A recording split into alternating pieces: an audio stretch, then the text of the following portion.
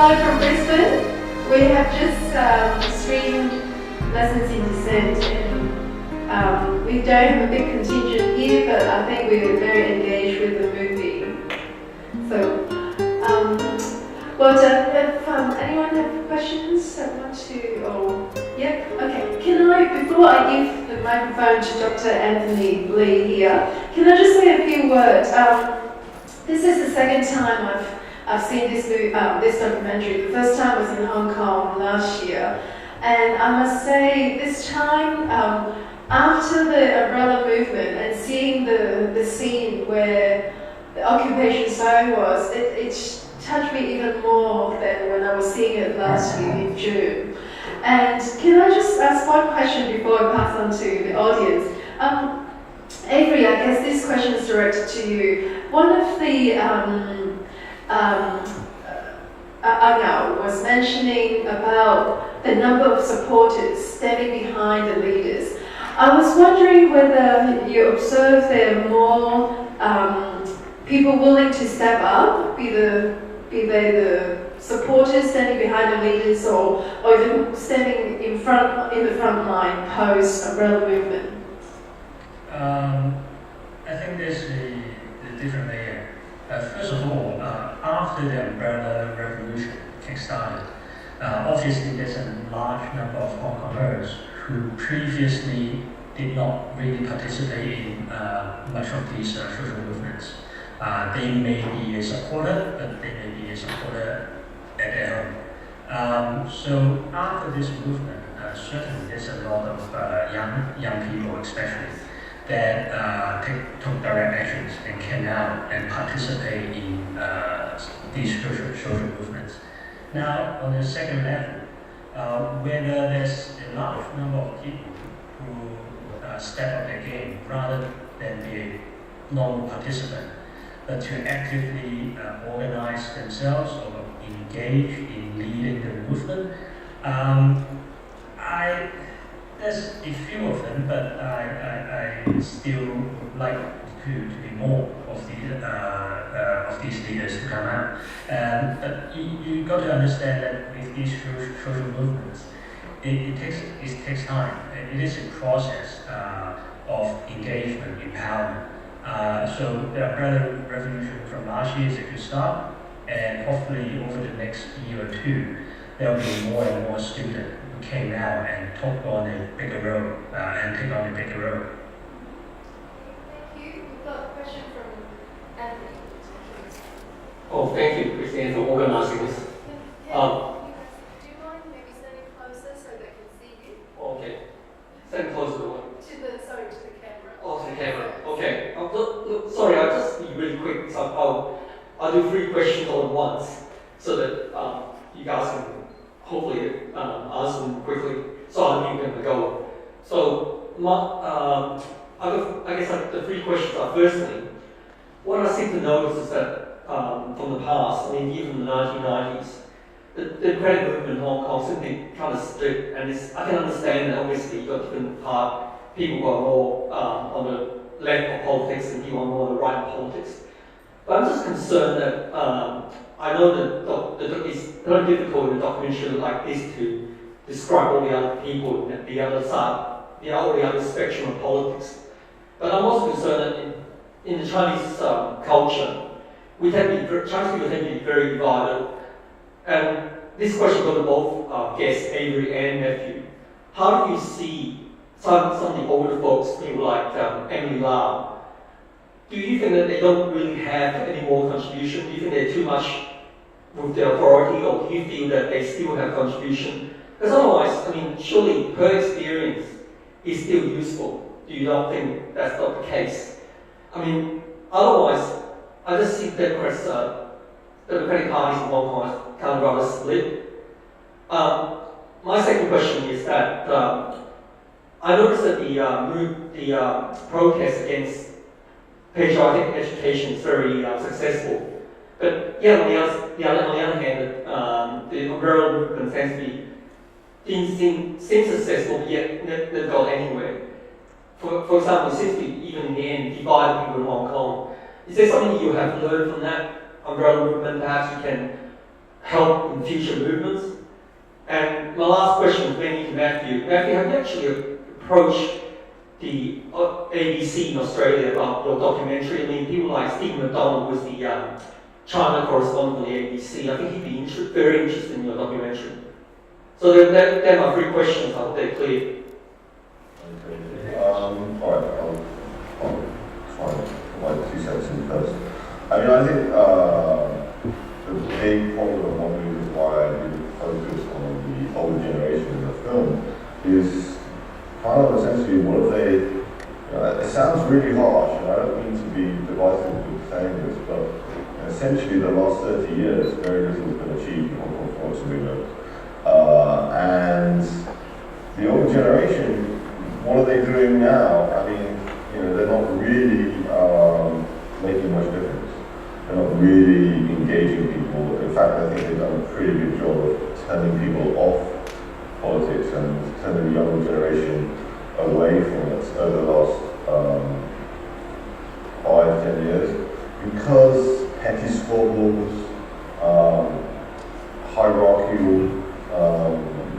decision making. I mean, Emily Lau is somebody who I used to have a huge amount of respect for, but now he is like an incredibly divisive character in Hong Kong. She doesn't seem particularly interested in building bridges with other groups. You only have to look at how, for instance, Andrew Toh, who's one of the biggest Democrats, how he was basically booted out of the Democratic Party in the early 2000s with this sort of Young Turks issue, to sort of show you how, unfortunately, a lot of these parties have been behaving. I guess the thing is that they don't have a unifying force like the liaison office who works for the Democratic Rights for the betterment of Hong Kong, the DAB, which is a very pro-Beijing party. The liaison office essentially works as a pressure to keep them together, and that doesn't happen on the pro-democracy side. And the other thing, it happens not only do you have a sort of hierarchical based on age rather than wisdom, which I think is very prevalent in Hong Kong. The shift from first past the post to proportional representation in '97 after handover, proportional representation, you look at any country, I think Australia has first past the post like the UK. If you look at a lot of the European countries that have proportional representation, they have a multitude of parties and factional, these different parties will fight and try to have coalitions to run the governments, whereas the first past the post system kind of unifies the parties, but you just have factional fighting. Hong Kong seems to have both, both ununified and factional fighting.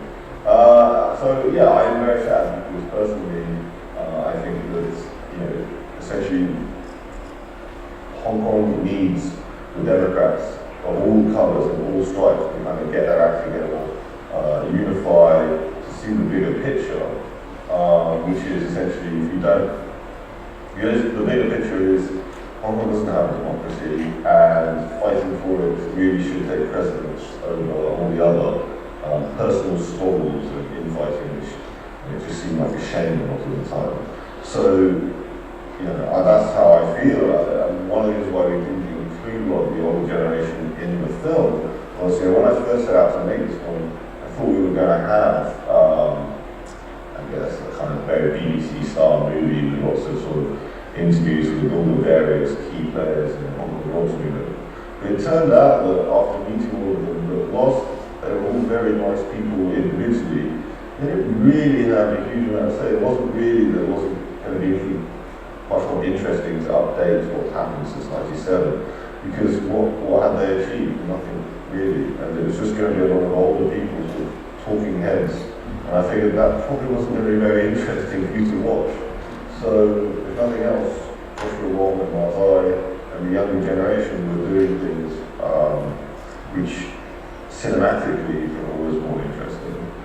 So I think that's one of the key reasons for not including all the older generation.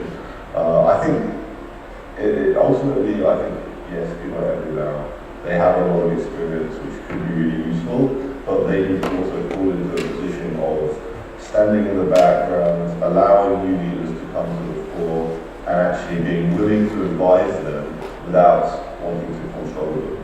And I haven't seen a lot of that happening in Hong Kong. It does seem that these guys, they rise to the top. The problem they have is, where are they going to go? There's no kind of House of Lords or Senate or some other environment where they can move on to kind of retire.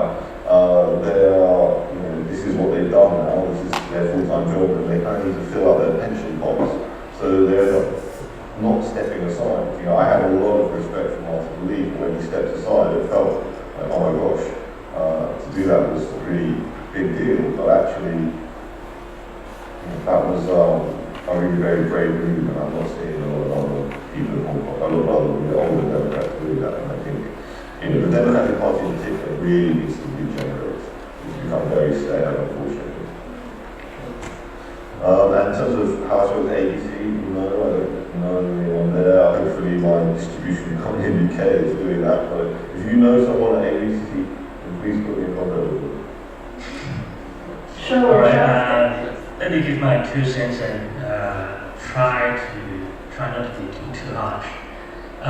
With people like Emily Lau or the new generation, the politicians in Hong Kong, they are the key motivation for me to bring into politics in the first place, simply because 5 years ago when I started to engage in this activism and social movement and got in touch with these older generations, I found that they're all nice people.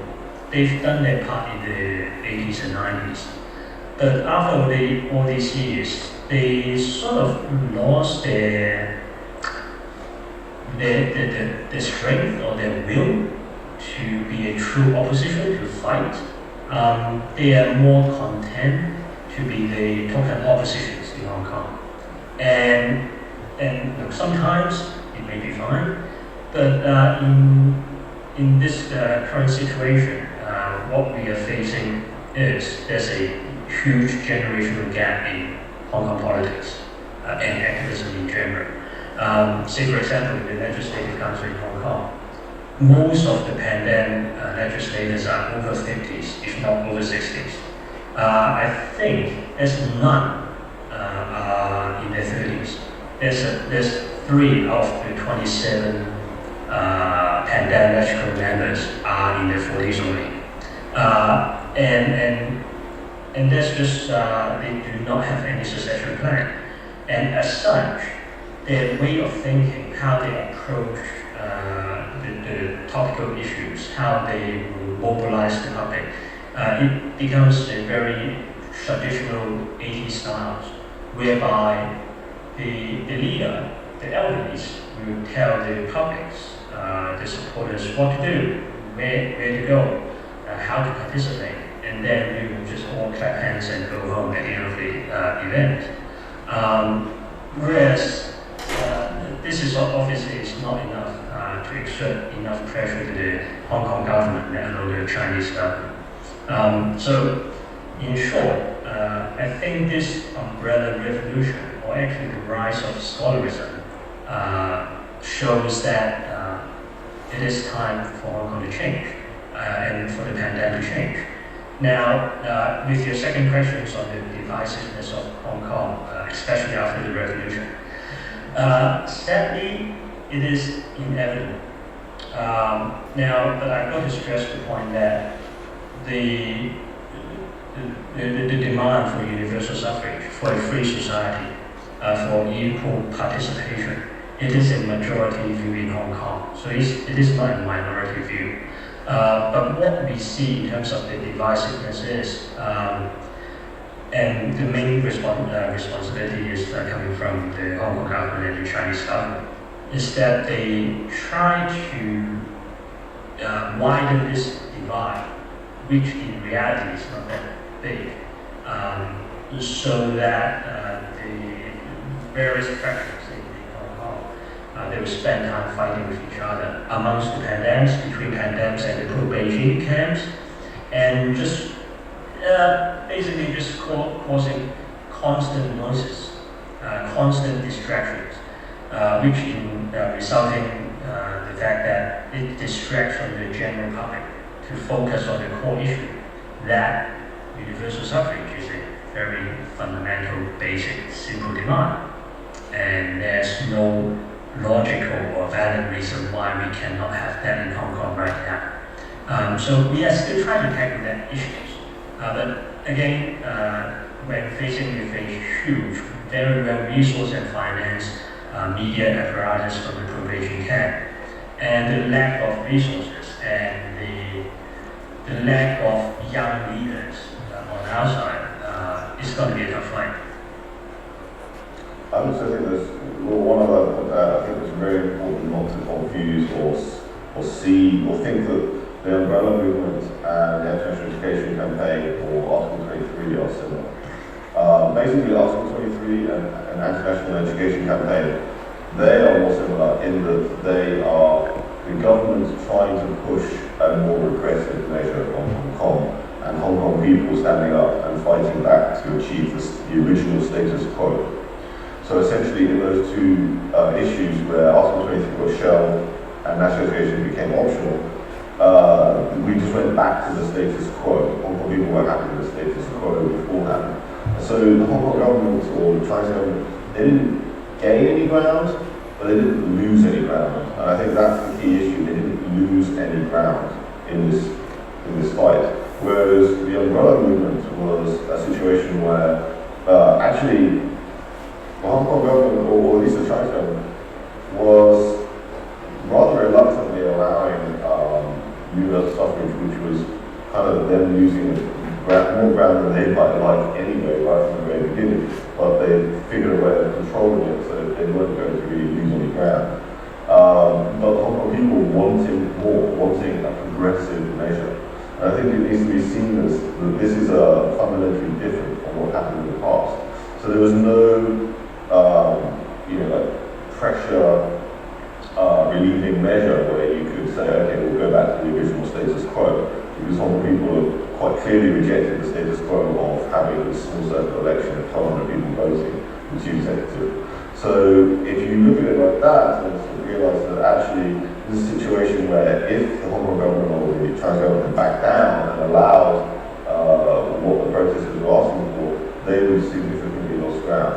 And that obviously is not going to happen because they are a Leninist organisation that wants to control all elements of society, and that's the kind of modus operandi of the party. So I think it's really important to see, these three events in terms of the government gaining or losing ground. And if you see it in that perspective, you can understand what the likely outcomes are, or at least the government's moves anyway.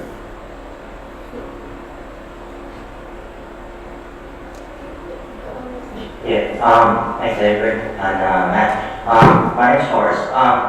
So I'm probably following on to these sort of questions that are pretty similar, like what Avery is saying about gaining and losing ground. So this question is probably directed at both, but maybe to Avery a bit more because he's in Hong Kong and he has more understanding of what actually happens behind the media scenes as well.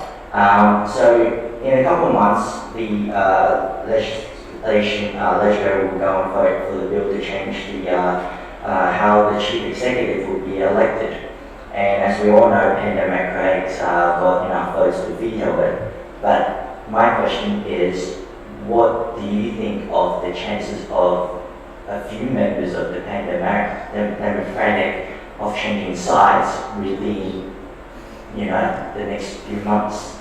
What do you think of the chances of that happening? And I mean, you might not want to point to people, but anything from your side, I think that the public may not know would be very good, I guess. I guess you can guess my answer from my facial expression. Let's go back 4 years ago, the last time around in 2010, when the last package was passed. Back then, the voting was on the 23rd of June. Now, 2 weeks prior, the whole of the pandemic was that solid in saying that they're going to veto it exactly 2 weeks time, 2 weeks prior. And then all of a sudden the Democratic Party changed, and they apparently said that they've been negotiating and dealing with the Chinese government behind closed doors for months without us knowing. And then all of a sudden they just decided to turn. Now, going back to the present day, would that repeat itself? I don't think so for the Democratic Party, because I believe they learned their lessons. They can see how the public abandoning them in terms of votes and their supports. But what I'm worrying is, since the overall, since we still got a few months to go, the overall society is very divided, in the view, especially after the umbrella revolutions. And this time around, the importance of the package is different from 4 years ago. This time around, we are talking about the ultimate, the final steps of universal suffrage. So 4 years ago, it was just a second step or the intermediate steps. So this time around, it is the ultimate, supposedly. And then the pro-Beijing camp, they still have to, yet to turn on their propaganda machine to sway their public opinions. And then we are starting to see that this week, where there's voices from the Beijing camp in saying that, well, we better pass this package. Otherwise, if we do not have one person one vote, and we are still standing still, then most likely CYM will continue and keep his seats for another 5 years. And obviously, 80% of Hong Kong people don't want that. So if we pass, even though it may be a fully fair system, but at least we can have a vote so that we can vote LCY.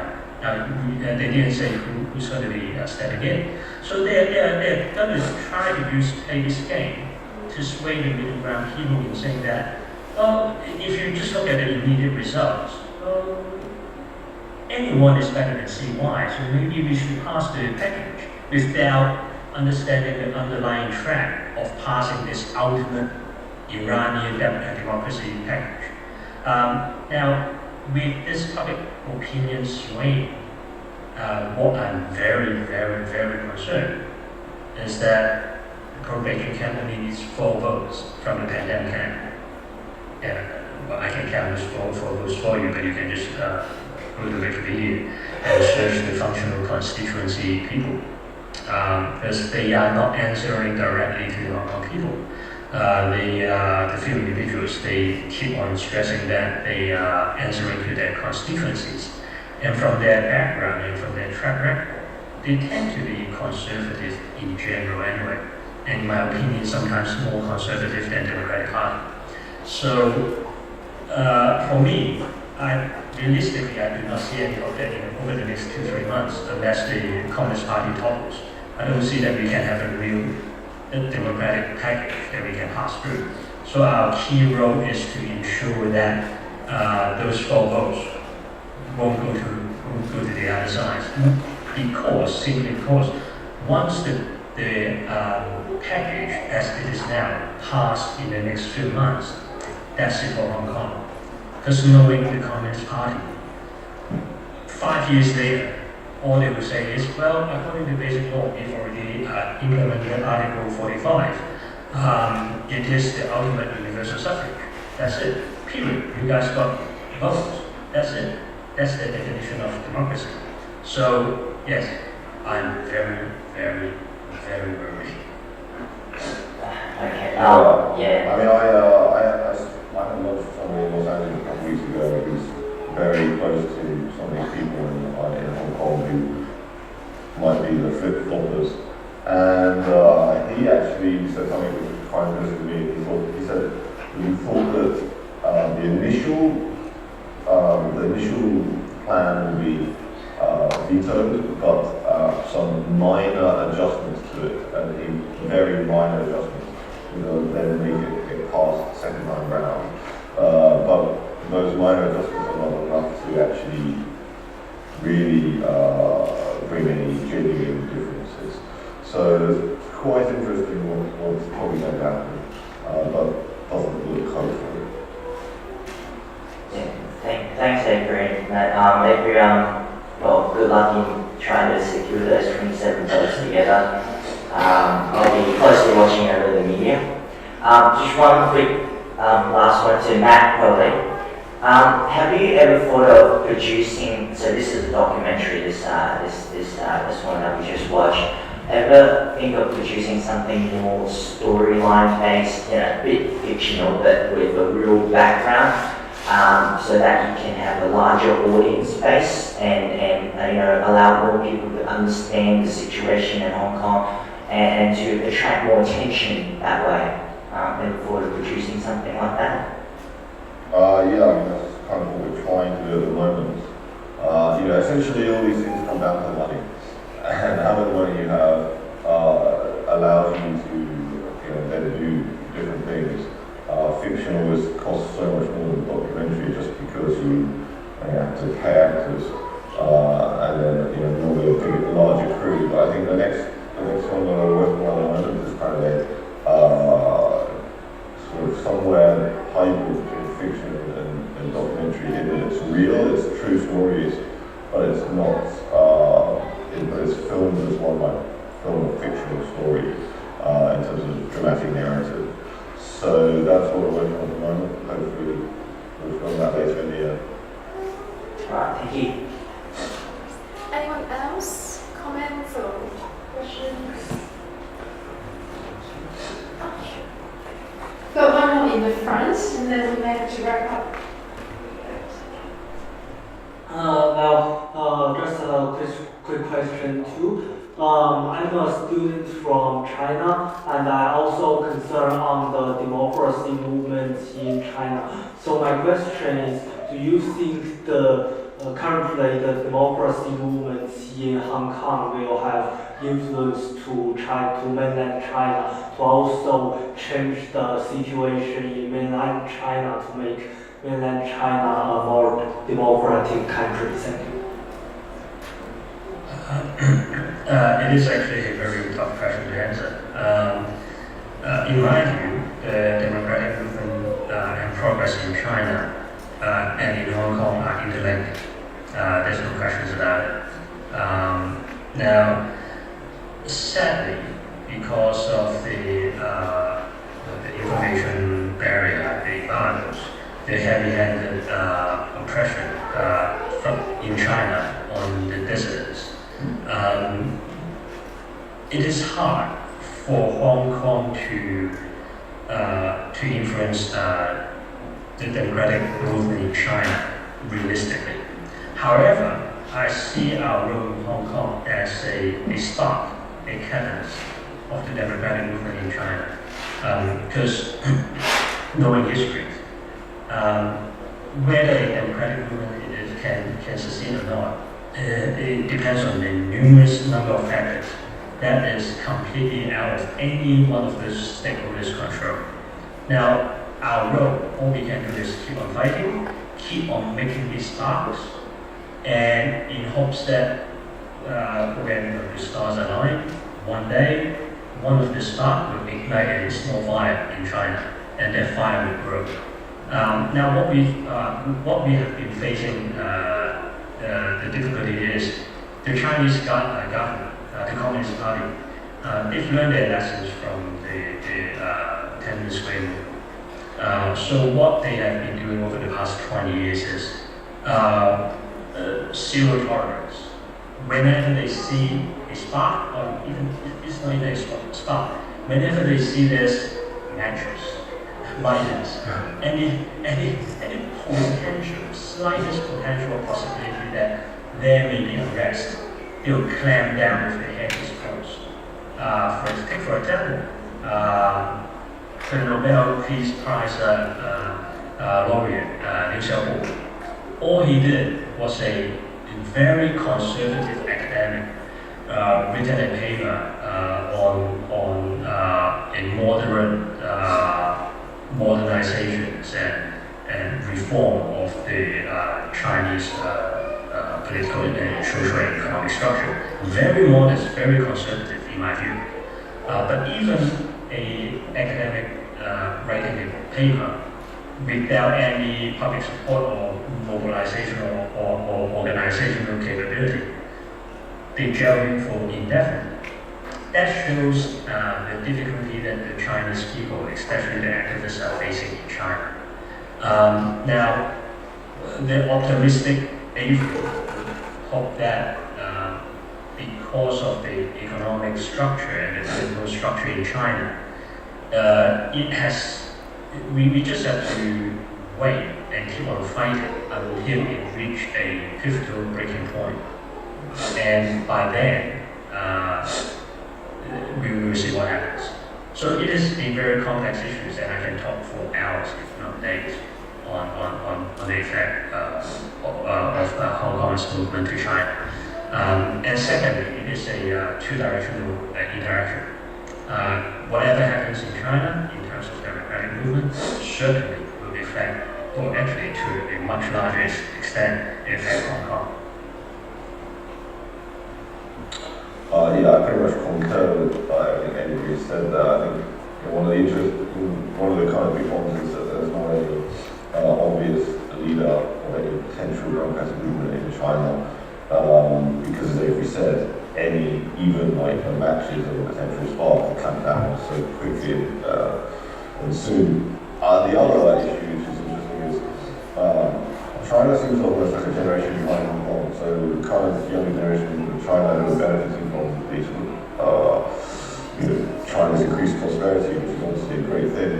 It's very much similar to the Hong Kong parent generation, those in their 50s now in Hong Kong, because these are people who essentially are benefiting from the rising of prosperity. You don't tend to rock the boat when you're sat in it. So they have less information to rock the boat because things are getting better and they really do remember how bad they were before. Whereas, the differences in the Hong Kong kids nowadays are saying, well, actually, I'm not in that boat because I don't have any opportunity. I've been shut out from various economic policies, housing, or whatever else, jobs. So therefore, I might as well rock the boat because I'm not sat in it. I think that will only occur in China if there is wide-scale job losses and economic problems, as we saw, for instance, in '89.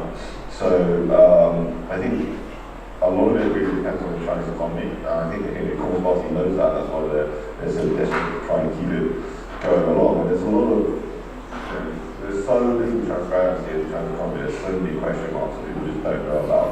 The debt crisis, is that really significant enough? There's so many things we don't really know. But one thing I would point out, which I think is interesting about what's happening in Hong Kong, Amy says it's a two-way process. But the other thing that's kind of interesting me, but also kind of scary me a little bit, is I used to think that mainlanders would come to Hong Kong and see how Hong Kong had slightly more freedoms. We're talking slightly, and say, what, we want that too.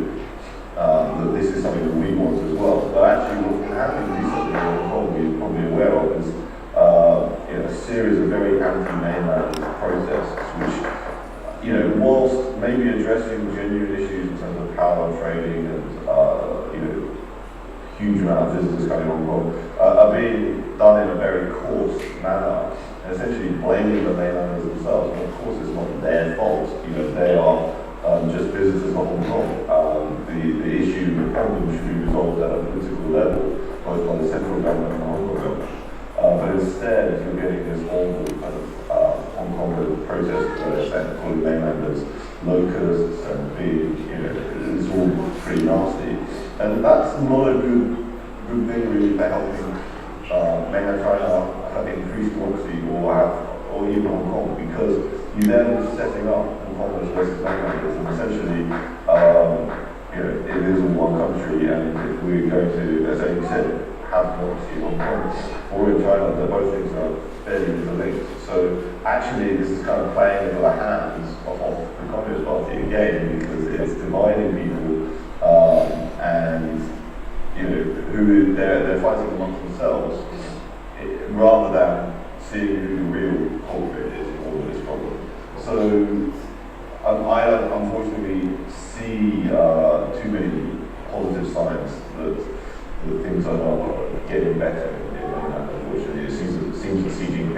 basically is following on Putin's house, sort of crackdown in the last part of his reign, for whatever that's a word.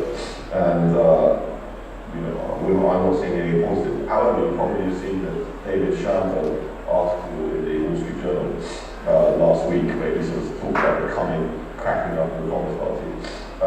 David Shambo is not the kind of a wishful thinker. He's actually a very, very highly respected professor who I've read and loved his work. So I think that's certainly something worth thinking about. It maybe is a little bit too early. Who knows? But a lot of people didn't see the coming of the coming forward of the USSR in the late 80s, early 90s. That kind of surprised and caught a lot of people. So you never know with these things. These regimes are very brittle. They look so strong on the outside, but on the inside they're so weak. And it just kind of needs something to happen and they just collapse. Okay, thank you very much, Matthew and Avery. I guess we'll just wrap up to say we have witnessed history by watching the documentary that we've just been shown. Anti-national education was definitely a big history in terms of the social activist campaign in Hong Kong, and we are witnessing the history in the making through your documentary. So should we all wrap our hands up for Matthew? Well, thank you. We sacrificed a lot to participate and working for a better Hong Kong. So we all wish you very well in your future political stance and career. And so thank you very much everyone from Brisbane participating. Thank you very much, Matthew and Avery. We'll keep in touch. Thank you. Bye-bye.